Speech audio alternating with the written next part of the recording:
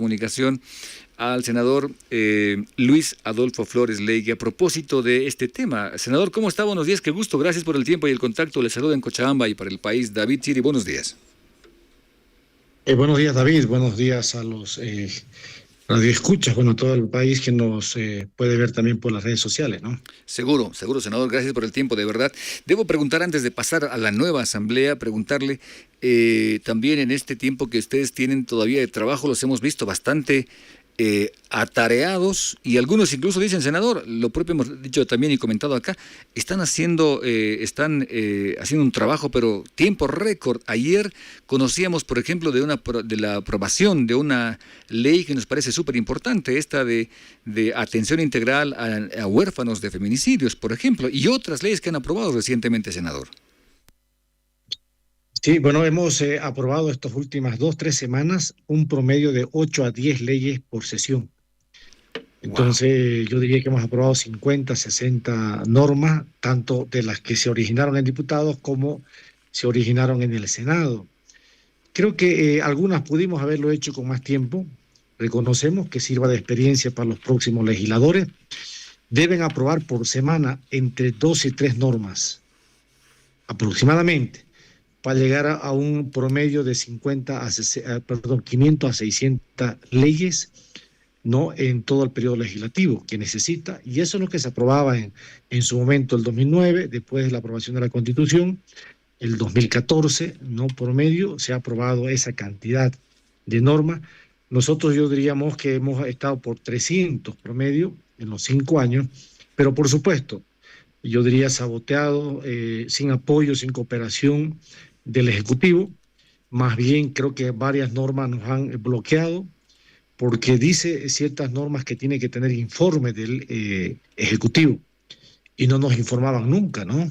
Entonces ha sido uno de los grandes problemas que hemos tenido, pero bueno, espero que todos esos errores que hemos cometido mejore para la próxima legislatura. Mire, David, eh, nosotros tenemos la obligación de legislar primero. Uh-huh. Creo que hemos sido bastante lentos en esto, ya he explicado un poco. Tenemos la obligación de fiscalizar como legisladores. No hemos podido legislar porque el Ejecutivo se ha cerrado, es más, con un amparo constitucional, ha tomado la decisión de que no podemos interpelar, ¿no? A los ministros, porque primero viene un informe, solicitud de informe escrito, oral e interpelación. Entonces no podíamos, no nos respondían nunca a los informes escritos ni orales. Y la interpelación, que viene con una suerte de sanción, ¿no? De suspensión en caso de 2 tercios de la Asamblea al ministro. Lo hemos suspendido al ministro Castillo hace 3 años aproximadamente, y en ese momento han hecho su amparo. Entonces, espero que estas posibilidades de fiscalizar vuelvan, la Constitución se restablezca, las normas, el Estado de Derecho se establezca en Bolivia, nuevamente vuelvan. El caso contrario, un gobierno autoritario como el de Arce no va a permitir fiscalizar como lo hicieron con nosotros. Y el otro tema que nos obliga a la Constitución y las normas es gestionar. Gestionar significa ir a nombre de una comunidad, de un alcalde, a buscar ítem de educación, de salud, de equipamiento, preguntar cómo están los proyectos que seguramente deben llegar a territorios descentralizados, desconcentrados, como son las gobernaciones, las regiones, los municipios, comunidades indígenas, etcétera. Pero este gobierno tampoco no nos permitió gestionar. El que no era arcista, diputado o senador, no se le abría la puerta. O sea, no lo atendían en ninguna oficina, ningún ministerio, ni viceministerio. Entonces, nuestras facultades han estado coartadas. Y eso lo sabe el ahora presidente electo, Rodrigo Paz, porque era parte del legislativo. Espero que no tome la forma de gobernar un mal ejemplo del presidente Arce y que retome en realidad el poder que siempre tuvo el legislativo, que ha sido la obligación de legislar con autonomía, de gestionar y de fiscalizar. Mire, el tema de legislar y fiscalizar lamentablemente el legislativo depende del ejecutivo.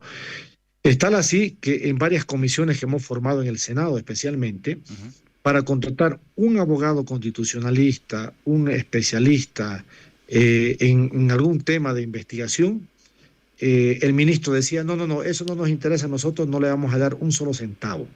Es más, nos cortaban recursos. Yo diría que un 5% por año no pudimos ejecutar de lo que se establecía para el Senado. Y sin embargo, en diputado, yo recuerdo muy bien en la gestión, creo que fue de Jerjes Mercado, se le dio un adicional de 5 o 10 millones de bolivianos un año. ¿Y para qué se le dio, David? Se le dio para que, en otras palabras, compren parlamentarios de la Cámara Baja. O sea, ¿cómo compran? Le dan a alguien 2, 3 asesores, ¿no? Con esos recursos contratan personal adicional y le dicen, te voy a dar o te voy a dar un viaje, ¿no? Que es legal, el personal adicional es legal. Entonces, estos parlamentarios disidentes, entre comillas, de varios partidos, se sumaban a votar y aprobar leyes de crédito, leyes que, por ejemplo, de litio, etcétera, etcétera. Entonces, no tenemos independencia de poder. Dependemos económicamente del Ejecutivo. El ministro hace lo que quiere con la Cámara Alta, la Cámara Baja. Nos puede cortar los recursos o nos puede dar más recursos. Entonces, independencia no tenemos, no hemos tenido.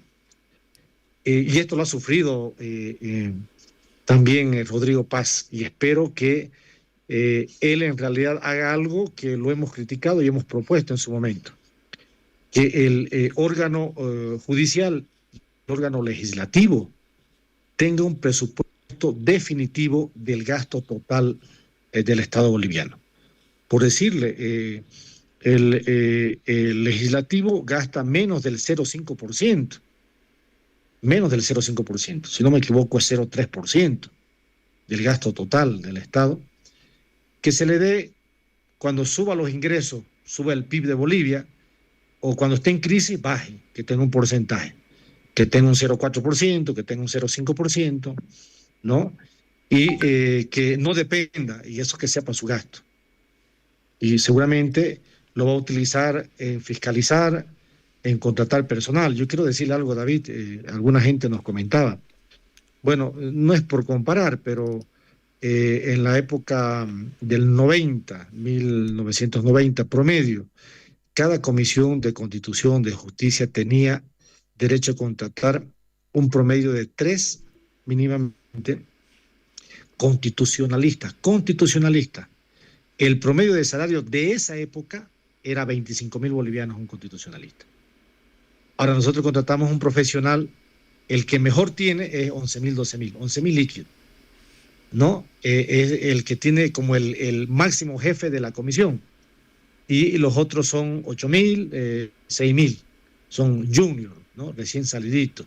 Nadie va a querer un profesional con doctorado, especializado, ganar 7, 8.000, ¿no? Entonces, eso es lo que tenemos ahora. ¿Qué independencia vamos a poder tener, ¿no? Si no tenemos posibilidades de contratar como lo hace el Ministerio de Justicia. Ellos tienen muchos recursos para contratar, casi limitados, porque el presidente, el Ejecutivo así lo define, y por eso se han aprobado muchas normas en su momento, desde el Ejecutivo, desde el Ministerio de Justicia. Entendemos. Ahora este gobierno no nos mandó ni una ley prácticamente, más que de crédito.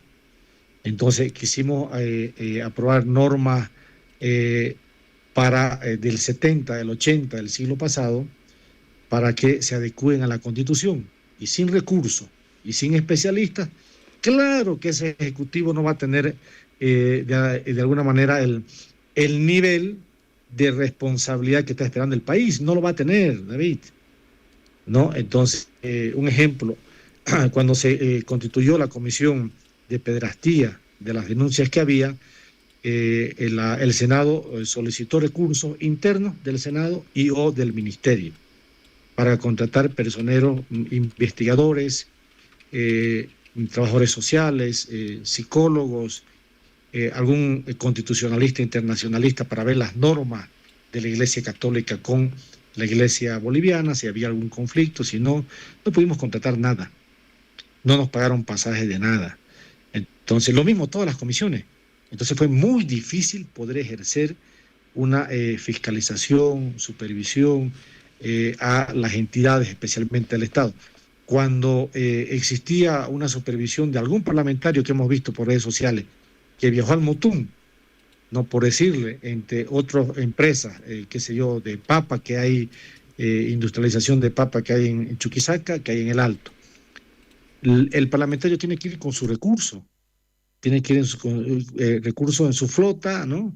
Pagar su viático, volver, buscar si lleva a alguien más para que le saque alguna fotografía, para que le ayude a hacer el informe, y él pagarlo. O sea, no hay otra opción. Entonces, yo estoy seguro que si se corrige aquello, igual pasa en el órgano judicial, ¿no? El órgano judicial que recibe, creo que 1,5%, menos de 2%, ¿no? Y que no es suficiente para el funcionamiento de la cantidad de conflictos judiciales que tiene Bolivia y que deben hacer a veces, como el caso, por ejemplo, de ahora subieron los pagos por trámites en el órgano judicial para la población, porque necesitan recaudar más recursos. Y a veces cuando quiere apretar el Ejecutivo también decide darle menos recursos al judicial, se lo pone firme para coordinar, entre comillas, y yo depender del Ejecutivo, o no te doy muchos recursos. ¿Me entiendes? Entonces, Bien. eso pasa también. Uh-huh. David. Es decir, la Asamblea en este momento, así como está con pocos recursos, y es lo que le va a tocar a la nueva Asamblea, a los nuevos diputados, senadores, encontrarse con pocos recursos. Aunque déjeme decirle, senador, que hay mucha gente, incluso en campaña electoral se hablaba de que hay que recortar el personal, ¿no? Porque hay la secretaria del secretario de la secretaria, hay gente que no trabaja, que está de más. ¿Esto qué es entonces? ¿Estas son solo palabras sin pruebas? ¿Algo de esto hay? ¿Usted ha visto algo de esto, por favor?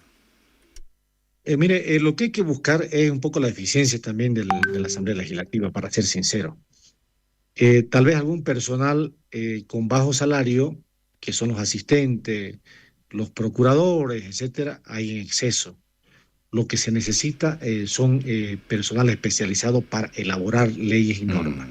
Tal vez algo se puede economizar en ese sentido, pero no creo que sea suficiente tampoco, ¿no? Un tema es el salario. Yo creo que el legislador que decida de alguna manera trabajar como legislador tiene que tal vez disminuirse algo de recursos, pero definitivamente, David, le va a faltar para fiscalizar y para elaborar leyes si realmente quiere hacerlo. Entonces va a ser uno de los problemas definitivamente, no necesariamente por aumentar. Mire, las normas en el país, la fiscalización, debe pasar un poco más al legislativo, mi percepción. Un ejemplo, las normas tienen que cambiar. Lo hemos hablado, pero elaborar y aprobar normas es complejo. ¿Quién fiscaliza las cajas de seguro social? Es una persona nombrada por el ministro de Salud. O sea, él lo nombra, no lo nombra el legislativo. ¿Y quién lo nombra al presidente de las cajas de salud? El mismo ministro. En alguna oportunidad, el fiscalizador de las cajas era primo de un director de la caja. ¿Me entiendes? Entonces, ¿por qué? Porque el mismo ministro nombra. Entonces, todas las entidades de fiscalización deben nombrar legislativo, es mi percepción. El viceministerio de Transparencia, discúlpeme, si va a haber un ente investigador de denuncias en Bolivia, debe darles pues la facultad de elegir al legislativo para que sea transparente, ¿no? Y debe cumplirse la Constitución cuando se nombra, por ejemplo, presidente del Banco Central. Nombran interino el presidente, ¿no? Indefinido 5 años, no seguramente lo va a nombrar ahora, pero lo correcto dice la Constitución que es la Asamblea que debe elegirlo por 2/3. Y así sucesivamente. Creo que si se le da más responsabilidad de fiscalizar las entidades de Bolivia al legislativo, tanto de manera directa como nombrando otras personas, creo que funcionaría mejor el Estado boliviano, no dependiendo como ahora prácticamente del órgano ejecutivo, como lo ha hecho el presidente Arce, hasta con sentencias constitucionales. Ujú. Bien, que esto es importante anotar también. Ahora, senador, usted me hablaba de 3 acciones esenciales como tareas. Esto de legislar, fiscalizar y gestionar. ¿Cuántas sesiones tienen que haber a lo largo del año? Porque uno dice es un trabajo, cierto, pero no todo es sesión, también hay semanas regionales. Esto para que la gente entienda también, porque a veces uno dice, ojalá trabajasen como nosotros, desde las 7:30, 6 de la mañana, hasta que acabe el día, todos los santos días, feriados incluidos, más los comerciantes, por ejemplo, que aprovechan más los feriados que otros días para hacer el trabajo. En el caso de los parlamentarios, ¿cuál es el ritmo de trabajo, por favor, para entender un poquito esto también y tengamos una idea de qué podemos esperar también? Mire, en la independencia de poderes, creo que el órgano legislativo es el que debe aprobar, ya decía, un promedio de 500, 600 leyes en un periodo legislativo. Nosotros hemos aprobado 300, insuficiente, hay muchas pendientes todavía. Y esa ley debe elaborarlo el legislativo. Deben coordinar con otros órganos, pero debe elaborarlo y debe ser idea y debate del legislativo. No puede existir como antes una suerte de producción de normas dependiente de otros órganos, ¿no? Tal vez las ideas, etcétera, la coordinación puede existir. Y debe sesionarse. Para mí, David, creo que deben estar por lo menos en La Paz 3 días, lunes, martes y miércoles, ¿no? Ahora se sesionaba miércoles, solo un día. Hemos sido críticos nosotros. Entonces se aprobaba una ley, a veces 2 leyes por sesión o por semana. Totalmente insuficiente. Por eso estas últimas semanas hemos aprobado 8 o 10 leyes por sesión. Hemos sesionado 2, 3 días por semana. Pero en los últimos días, porque todos querían aprobar su ley que habían elaborado y que habían peleado, que habían exigido que se apruebe en los últimos años. Entonces, a partir de seguramente jueves, viernes y sábado pueden ir a su región, porque creo que también se requiere a trabajar. Trabajando como corresponde 6 días es suficiente para cumplir, ¿no? Y otro tema, definitivamente que va a haber debate y hay que un poco hacer una autocrítica, David. Mire, ahora yo observo, no tengo nada contra la juventud, pero observo jóvenes, ¿no? Que seguramente tienen todo el entusiasmo, pero no sé qué aprendizaje tendrán. Y creo que todos los legisladores, todos tienen derecho a participar en elecciones, deben, además de salir ya en prensa, etcétera, deben tener por lo menos antes de ejercer el cargo, igual que los alcaldes, igual que los gobernadores, mínimamente 20 a 30 días de cursos intensivos de la Constitución, ¿no? De las normas más importantes, del reglamento, porque yo estoy seguro que muchos legisladores, no, y eso es históricamente, ¿no? No conocen la propia normativa del debate. Entonces, creo que es uno de los problemas que tenemos, porque la experiencia no lo tienen todos. Hemos aprendido en algún momento un consejo de un dirigente estudiantil, me decía, 1 año de gestión de dirigente, tenés que aprender y ser el destacado en 3 meses. Tenés 3 meses para ser uno de los mejores, en este caso dirigente, parlamentario del Consejo Universitario, ¿no? Caso contrario, el resto continúa. O sea, uno tiene los primeros meses para aprender y para debatir. Y cualquier parlamentario tiene que estar permanentemente con el reglamento y con la Constitución bajo el brazo, en todas partes, ¿no? Para defender la normativa. Entonces creo que un poquito tenemos que enseñar, ayudar a aquellos parlamentarios que son algunos sindicalistas, algunos vienen nombrados también por padrinazgo, ¿para qué no vamos a mentir? ¿No?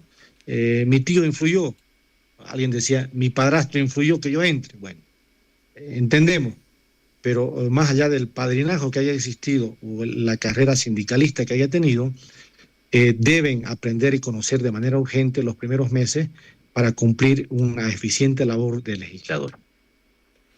Qué importante, senador. Ahora, debo preguntar también esto. ¿Hay alguna forma de normar algo de lo que en las últimas semanas también se ha visto? Una diputada, le hacían el reclamo de que en la sesión estaba primero durmiendo y luego supuestamente pasando clases. En el caso de otra parlamentaria, haciendo lives, estas transmisiones en vivo en redes sociales mientras la sesión iba. ¿Hay alguna norma que diga cuál debe ser el comportamiento en las sesiones o esto es de acuerdo a la ética, al cuidado de cada uno? Mire, hay un reglamento de ética tanto en diputados como senadores.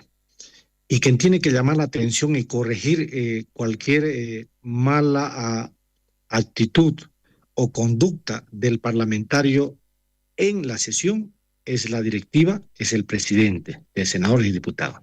Tiene que decir no duerma, tiene que decirle no pase clase, no esté hablando, no distraiga, tiene que decirle que no esté en redes sociales haciendo su informe. Y caso contrario, si no cumple, tiene que mandarlo a la Comisión de Ética. Eso es lo correcto, ya existe el reglamento. Otra cosa que no lo cumplan y otra cosa que no sean la directiva, el presidente, el que dirige, ¿no es cierto? De alguna manera un poco correctivo sus actitudes hacia ciertos parlamentarios. Eso debería sancionarse. Lamentablemente, la Comisión de Ética tiene un pequeño gran problema. Todo se convierte en político. Y existen dos miembros de la oposición, así dice la norma, el reglamento se debe nombrar, y dos parlamentarios del oficialismo para cualquier proceso. Entonces hemos visto, yo he sido un año presidente de la Comisión de Ética, y se empantana, pues, ¿no? Cuando alguien tuvo de repente una actitud no correcta. Yo recuerdo los primeros años, David, Bolivia Visto, puñete, jalada de cabello, y lo denunciaron a la comisión. Y por lo menos debería darse una sanción de llamada de atención mínimamente, ¿no? Aunque no una sanción de suspensión temporal, ya entendemos. Pero mínimamente, pero es que los dos parlamentarios de oposición decían, no vamos a hacer coro, no vamos a permitirle a ustedes por mayoría, porque es nuestra colega. Aunque haya actuado mal, no lo vamos a sancionar. Entonces, que yo conozca, David, no existió en los últimos 20 años ninguna sanción en la Comisión de Ética contra diputados ni senadores. Entonces, eso está incorrecto. No están actuando los parlamentarios que se eligen en esta comisión correctamente y tenemos que evolucionar. Tenemos que evolucionar, creo que la política en el país y más allá de esta suerte de polarización, de división que existe en Bolivia, tenemos que ejercer de manera eficiente, correcta, con el Estado de Derecho, pero también cumpliendo las normas internas de respeto. Si lo hacemos de esa manera, estamos seguros que la Asamblea Legislativa va a mejorar sustancialmente en los objetivos que debe tener, en los cambios que Bolivia necesita, ¿no?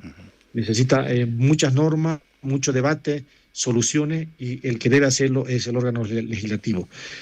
David, un tema más importante, y creo que lo que he percibido, mire, en el órgano, en el Senado y en diputados lo mismo, existe un equipo de comunicación de la directiva de la Cámara, ¿no? Que debería en realidad trabajar para todo el Senado, para todos los diputados. Antes, hace 30 años, existía un canal de televisión del órgano legislativo. Wow. ¿No? Lamentablemente desapareció el equipo, no hay.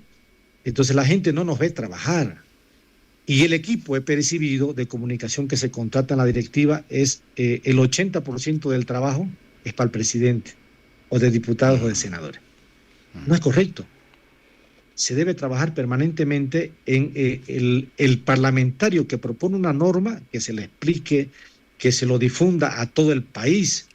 Yo no conozco, David, que un parlamentario que haya en realidad elaborado una norma, si no lo invitó a algún canal de televisión a explicar, ninguna red social, ninguna vía de un canal de la Asamblea Legislativa lo haya difundido, lo haya explicado.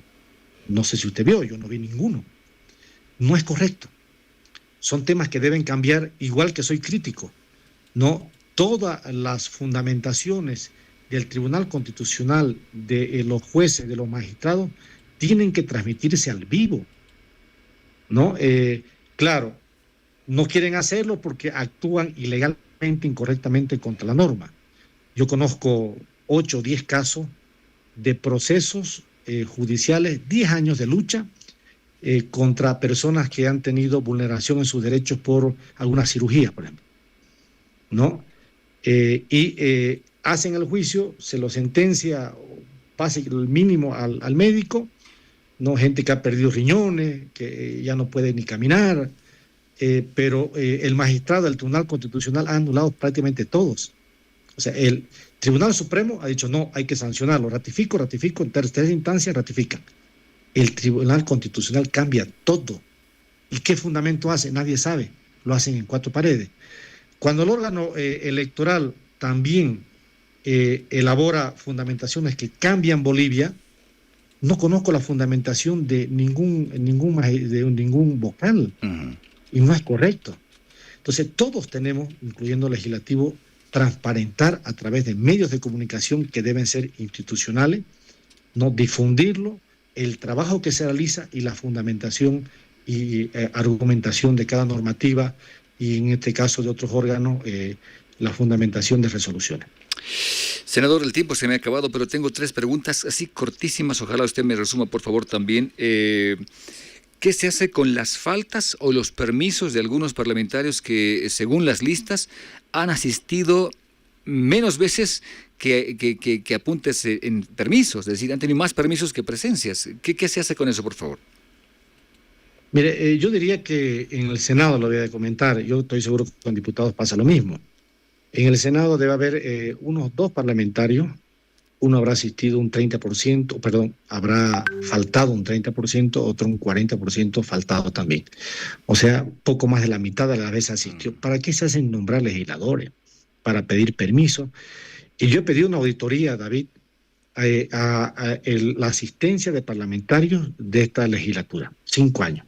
No sé si me va a entregar el presidente del Senado, lo he pedido hace un mes y medio, y he pedido el informe, ¿no? ¿Por qué? Porque un legislador, cuando falta, dice que la norma una vez al mes puede pedir una licencia, ¿no? Se quedan en su región, en la sesión del miércoles no vienen, una vez al mes, pero hacen firmar con algún médico una baja. Y dice la norma que tiene que tener autorización del médico que lo ha asistido y del director de la caja, ¿no?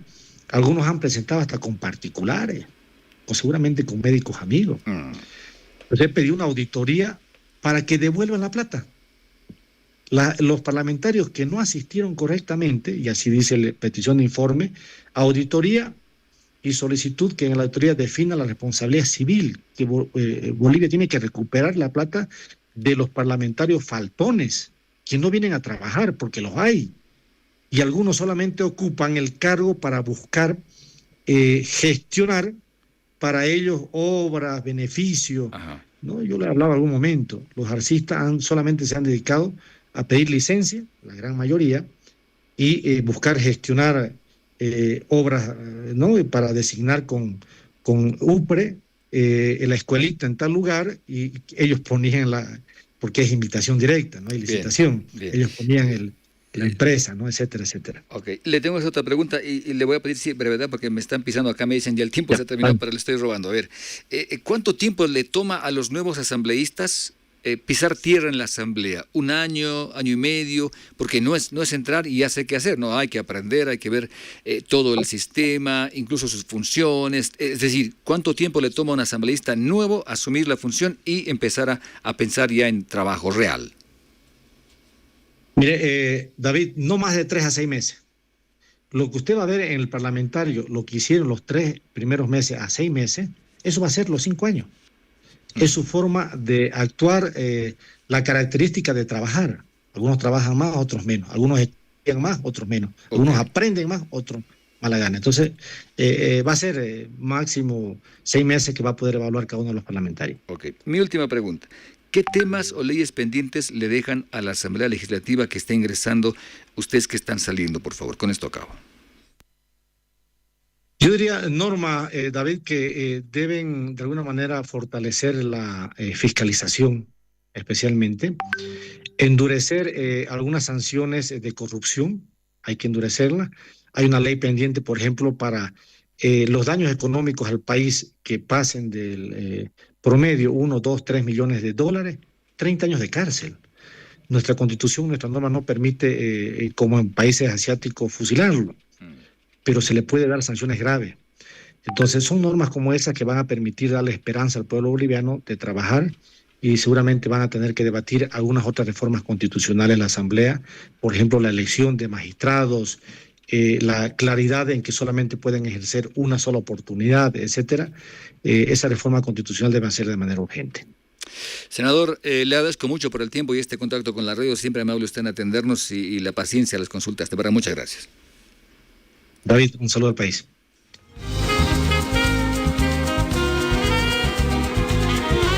Bien, el tiempo se ha cumplido. Increíblemente nos hemos excedido, pero ha sido muy, me parece a mí, nutritiva esta conversa.